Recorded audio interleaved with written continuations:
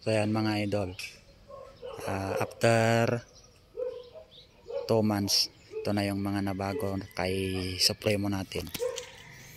Naglagay tayo dito. Tapos dito rin sa Sosyan kasi wala nang shutter key. Kaya nilagnan natin ng ganyan. Sa ilaw, pinalitan din natin kasi mahina. Tapos nag-convert tayo ng mags ng sniper. Ito yung makapal na angle bar, ginawa nating bracket. Matibay yan mga idol kasi naka tornilyo dito. Buo yan. Tapos dito rin buo hanggang dito.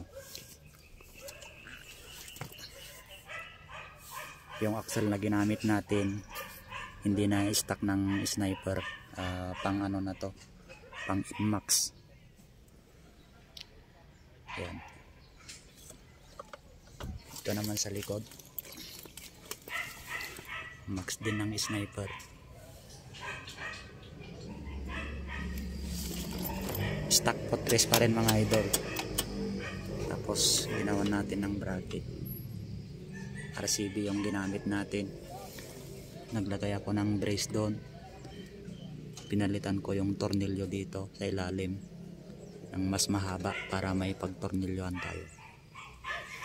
Tapos dito hindi na ako nag-welding. Yung clamp na lang ng chin roller yata yon, chin guide na nabibili. So yan ang ginamit ko para hindi mahihina yung swing arm natin pag nag-welding tayo. Kaya clamp na lang.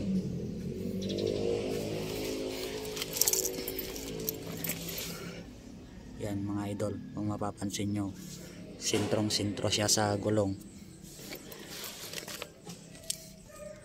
Ginawa ko dito para sumintro yung kadena. Binawasan ko tong stock ng kabitan ng sprocket ng sniper para magkasya, o kaya para sumintro pala dito. Stock swing arm ng Supremo yan mga idol. Pati dito sa harap stock din ng Supremo yan.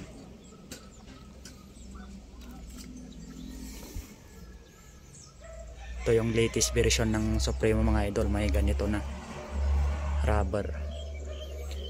Nilowered ko na rin ng konti kung mapapansin nyo. Hanggang dito yung dati. So yan, nakasagad na doon sa may handlebar.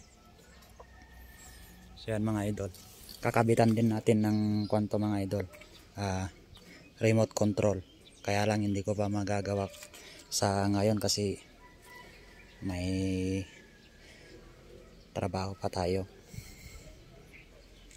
Pero naumpisahan ko na mga idol. So abang-abang lang.